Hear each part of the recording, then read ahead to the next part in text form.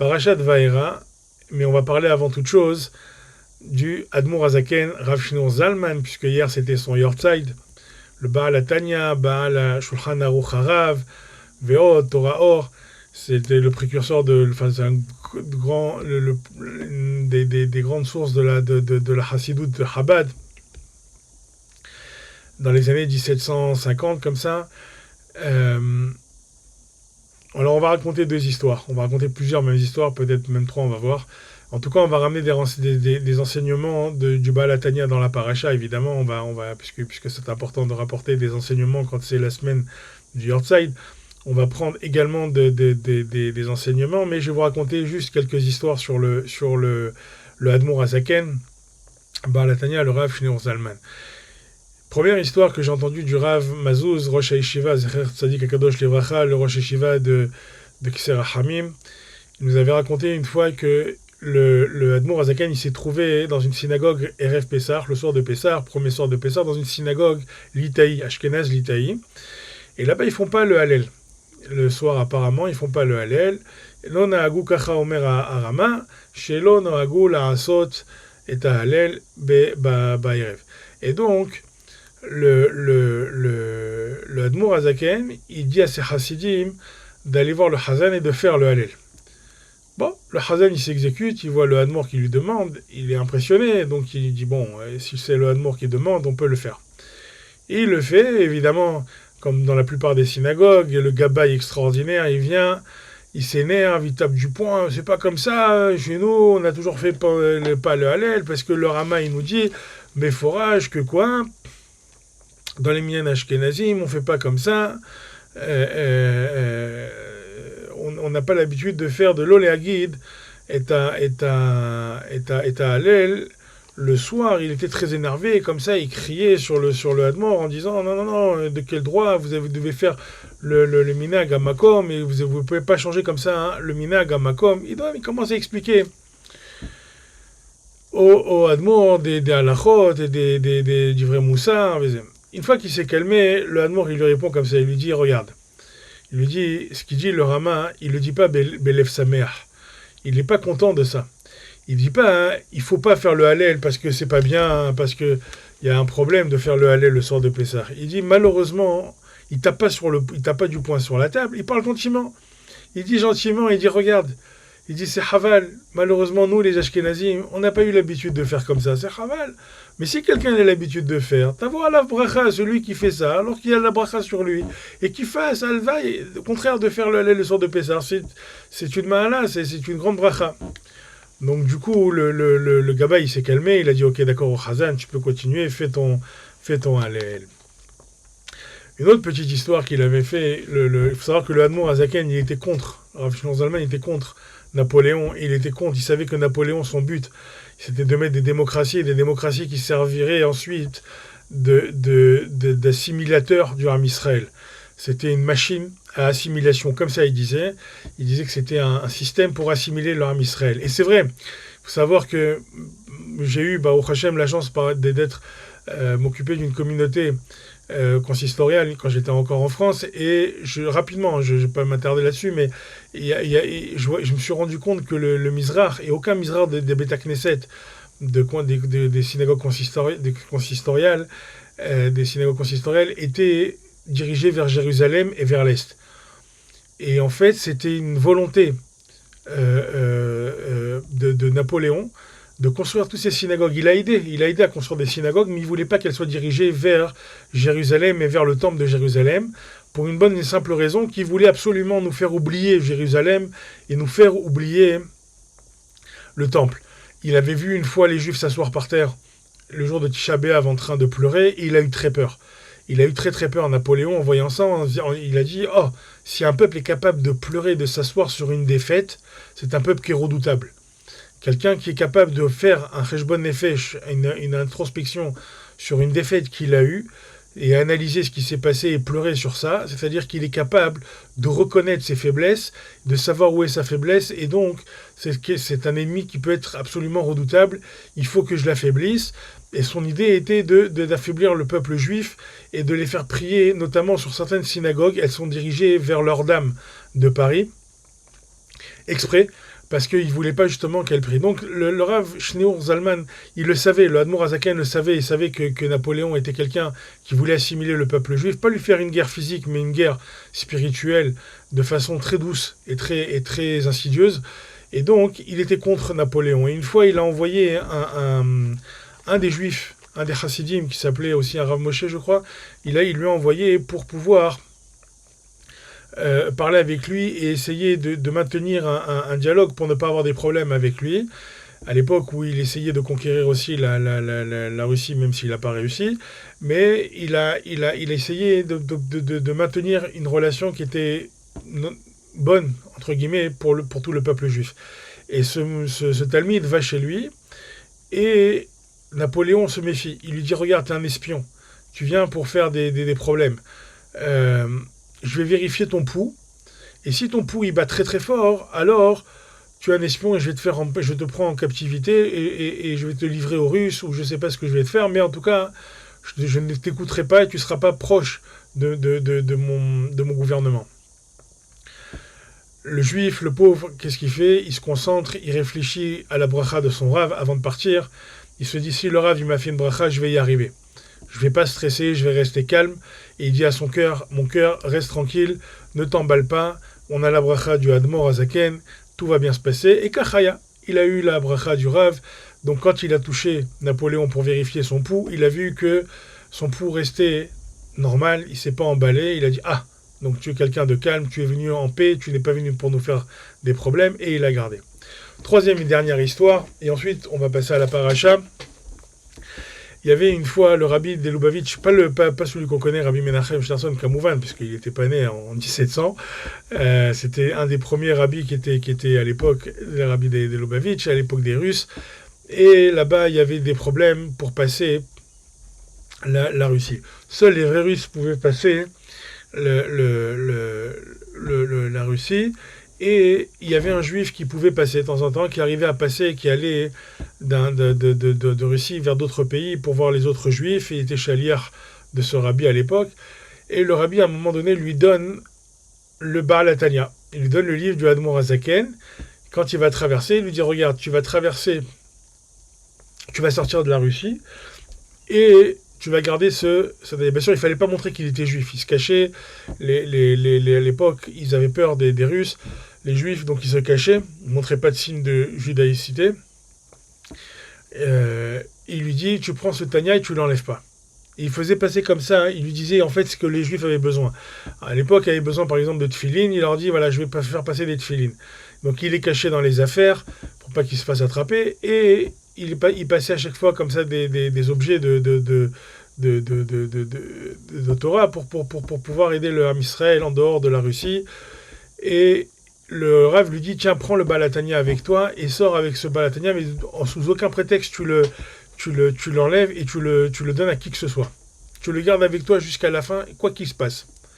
Bon, le juif, il est un peu inquiet, il se dit, j'ai un livre comme ça de Torah sur moi, c'est risqué, c'est très risqué. Si je me fais fouiller par les Russes, là, je vais avoir des gros problèmes. Mais bon, le rabbi m'a dit, il me l'a donné, alors j'écoute ce que me dit le rabbi de Lubavitch et je vais là-bas.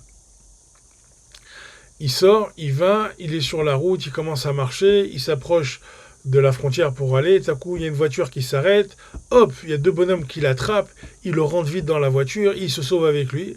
Bien sûr, il est mort de peur, il se dit, waouh, ça y est, ils ont capté, ça doit être des Russes, ils ont compris que j'avais des affaires de Torah sur moi, et ils vont m'envoyer au Goulag ou je sais pas où. Les deux personnes se présentent, ils lui disent, écoute, excuse-nous d'avoir fait peur, on n'est pas des Russes, on est des Juifs, on a un problème, on sait que tu arrives à sortir et à rentrer toi facilement et à voir le rabbi, on a des questions pour le rabbi, mais on ne sait pas comment faire. Donc on voulait vite t'approcher pour pouvoir te demander ces questions, et il lui demande, il y a deux questions. Le premier lui demande, il lui dit, regarde, on a beaucoup de problèmes et on voudrait partir en Israël. Est-ce qu'on a le droit de partir en Israël? Ou est-ce que on risque de ne pas avoir, de ne pas pouvoir partir et se trouver coincé dans le pays? Ça, c'était la première question de l'un. La question de l'autre, c'était, si jamais on est en danger dans un endroit, est-ce qu'on doit fuir cet endroit ou pas? Ou est-ce qu'on doit rester dans cet endroit? Et le juif, il dit, bon, ok, comment il va se rappeler de ça? Parce qu'il ne pouvait pas écrire les noms, il n'avait pas le droit d'écrire toutes ces questions. Il voulait pas se faire attraper, il voulait avoir le moins de traces et de preuves possibles. Et tout à coup, un des juifs, il voit dans sa poche le livre du Admor Hazaken, du Tanya. Il lui dit, oh, t'as le Tanya. Il lui dit, non, c'est le rabbi qui m'a donné. Alors là, les deux, ils ont sauté sur le livre, ils lui ont enlevé le livre de la poche, et il commence à regarder, à feuilleter comme ça le livre, et en feuilletant le livre, il se rend compte qu'il y a une petite encoche sur une des pages. Et là, ils ouvrent le livre, et ils voient la première réponse, c'est quoi? C'est que si jamais un juif il doit partir en Israël et qu'il a la possibilité de partir en Israël, il doit partir en Israël, il doit faire sa alia. Waouh, le gars, c'est la réponse, c'est pour ça que le rabbi te l'a donné, regarde, c'est le Balatania. Deuxième, pareil, il voit que si quelqu'un il est en danger dans un makom parce qu'il est persécuté et qu'il y a un réel danger sur lui, alors il doit fuir, il doit se sauver pour ne pas être tué ou attrapé. C'était la force du Baal Tanya, c'est dans celui qui cachoure avec la chassidoute et son admor. De toute façon, en général, car il vit sa Torah et sa chassidoute, il est lié à son rabbin. Et c'était voilà la dernière histoire que j'avais. On pourra en raconter encore d'autres, mais voilà, je pense que c'est déjà pas mal. On va parler de la Parashat Shavua, mais à travers aussi le Tanya, parce que ça va nous aider à comprendre en fait l'enseignement du Gdushat HaLevi. Rabbi Levi Mibardichov, là-bas sur la Parashat Vaïra, il y a marqué, il ramène un écrit très profond du Harizal sur le début de la Parasha. Le début de la Parasha, il est Vaïdaber Elohim, Vaïra Elav, c'est Vaïdaber Elohim El Moshe, Vaïomer Elav, Ani Hashem. Il lui dit comme ça, il lui dit que je suis, Elohim il a parlé à Moshe, il lui a dit, je suis Hashem. Je suis Hashem, et après il lui dit, Vaïra, Vaïra El Avraham, El Yitzhak, Ve'el Yaakov, Be'el Shaddai, Ushmi Hashem, lo nodarti lahem. Je me suis montré à Avraham, Yitzhak et Yaakov, au nom de quel Shaddai, et mon vrai nom, Yudke Vavke, je ne leur ai pas donné, je leur ai pas fait connaître. Oh. Le Harizal va expliquer ce Yenyan de Vaïra et l'Avraham. Il s'est montré à Avraham. Arrête, normalement, Akadosh Baruch Hu, il ne peut pas se montrer. Ça veut dire quoi, il s'est montré? Alors, on sait que dans le Tomer d'Evora, il y a marqué qu'on voit des midot d'Akadosh Baruch Hu.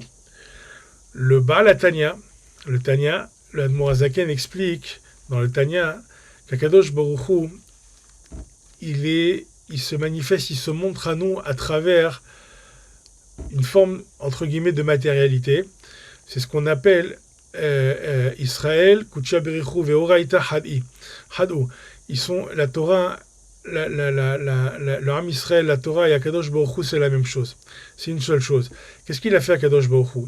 Il a concentré sa Gdusha dans des écrits.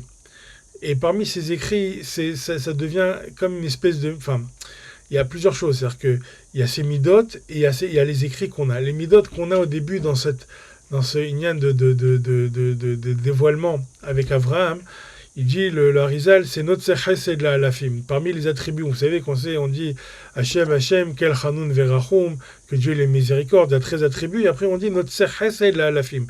Il crée de la bonté, de la miséricorde, la alafim, par milliers.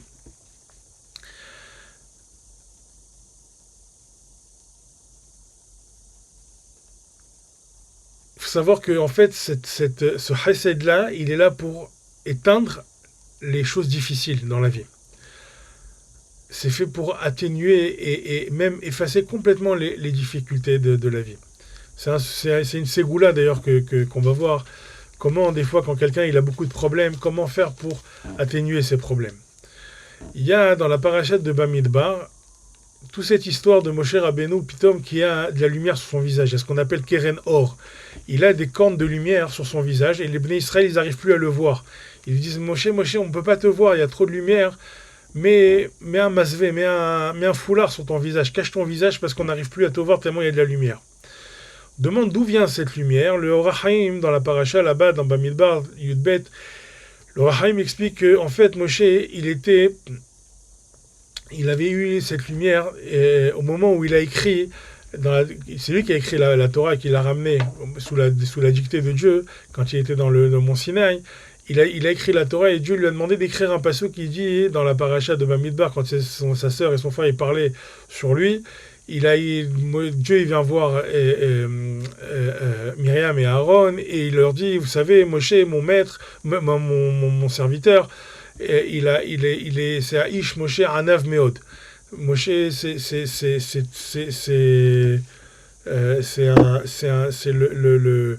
l'homme, un homme qui est très modeste.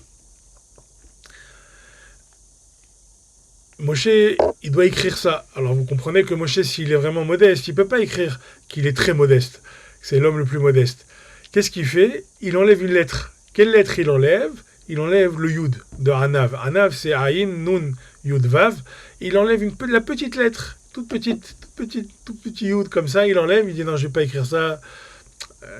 J'écris quelque chose sur moi. C'est un chevar. Aujourd'hui, nous, on aime bien écrire des tonnes, qu'on est des raves, des maranes, et des gadmor, et des loedama. Moshe Rabbeinu Lokachu. Il était dans une autre génération, comme il dit le Rav Hida. Aujourd'hui, il y a Arbe Toharim, avant la Chokhma, elle a descendu. On a beaucoup des rabbins, beaucoup des choses, mais la Chokhma, elle a beaucoup descendu. Moshe Rabbeinu Lochenaya, lui, il était modeste mamash, et donc il ne voulait pas écrire sur lui ce qu'on appelle un shevah, une louange. Donc il a enlevé ce yud. Qu'est-ce qu'il a fait? Il a fini la Torah, il lui restait de l'encre dans son kolmous, dans son stylo. C'est pas un stylo, c'était la plume. Et donc cette plume, il lui restait une goutte d'encre qui était la goutte du yud, parce qu'il y avait la quantité exacte pour pouvoir écrire tout le Sefer Torah. Et cette goutte d'encre qui est restée sur sa plume, Dieu l'a prise, il l'a mis sur son visage. Et cette encre-là a fait qu'il ait une lumière, une carène or, des cornes de lumière qui sortaient de son visage, une lumière très très forte qui sortait de son visage, et qui a empêché les gens de le voir réellement, parce qu'il avait cette lumière justement. Ce Yud, c'est le Yud qui est lié, dit le Harizal, à la vue. C'est pour ça qu'il y a marqué Vaïra El Avraham. Arrête, on sait que normalement, il y a marqué dans la Torah Lo Irani Adam Vahai Bahem. L'homme, il ne peut pas me voir et vivre. Pourquoi? Parce qu'on est des faits de chair et de sang, et cette limite nous empêche de voir Akadosh Baruch Hu. Qu'est-ce qui nous permet de voir Akadosh Baruch Hu réellement?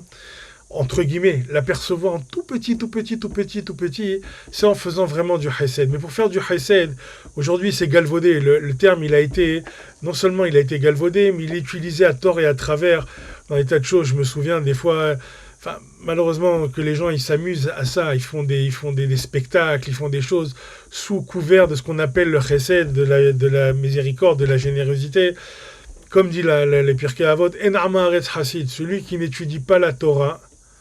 Écoutez bien, ouvrez grand les oreilles ce que je vous dis. Celui qui n'étudie pas la Torah ne sait pas faire du chesed, ne sait pas faire de la bonté, ne sait pas être généreux, et ne peut pas faire réellement du chesed tel que la halakha et tel que Dieu le demande. Et en faisant du chesed, qui est la mida, la vertu la plus proche de celle de Dieu, puisque Dieu donne sans arrêt, il est énormément de bonté. On voit bien que tout ce qui tourne autour de nous, combien de générosité, combien il peut donner au Ham Israël, combien il donne à toutes les créatures.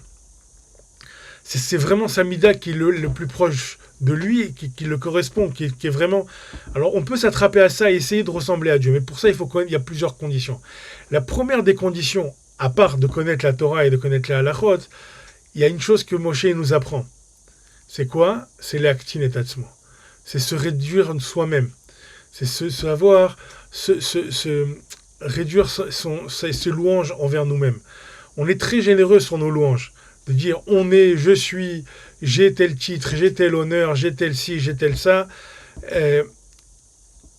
En ça, on s'éloigne de Dieu. Dans cette façon-là, on s'éloigne de Dieu. Si on fait, je vous dis ça vraiment en résumé, il faut voir dans le Gdushat HaLevi, parce qu'on n'a pas beaucoup de temps, mais celui qui a le temps, qui va aller voir dans le Gdushat HaLevi, c'est Me'od Yafé, c'est très profond, c'est très joli. Il détaille tout ce Inyan avec tout le rapport entre Kedoshim Tiyu, Kikadosh Ani Hashem.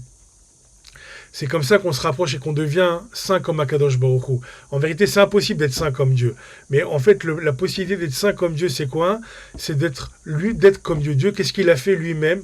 Il s'est lui-même, entre guillemets, il s'est rapetissé, il a fait de la place pour les autres. Il s'est lui-même caché. Il s'est rendu, comme il dit le Rav, le Tanya, il dit il s'est matérialisé à travers des écrits, à travers des lettres. Il a mis sa Gdusha à travers des lettres. C'est quoi ces lettres? C'est la Torah. Il faut savoir que chaque lettre de la Torah, c'est un morceau, c'est Kaviachol, comme si c'était un morceau d'Hachem. C'est une lumière d'Hachem. C'est un morceau de lumière d'Hachem qu'on a et qu'on se rapproche de lui à chaque fois qu'on va lire la Torah. Et à l'inverse, Dieu nous en préserve. Quand on ne respecte pas la Torah, quand il y a écrit qu'il faut faire Shabbat et qu'on ne fait pas Shabbat, Hazve Shalom, c'est comme si qu'on enlevait cette lumière. Et comme si on méprisait cette lumière, Dieu nous en préserve. Il faut faire très attention à ça, c'est-à-dire que chaque lumière, chaque lettre qui représente aussi une âme du âme Israël. C'est pour ça qu'on dit la Torah, Akadosh Baruch Hu et l'âme Israël, c'est une seule chose. Parce que chaque lettre du Sefer Torah représente une neshama du peuple juif.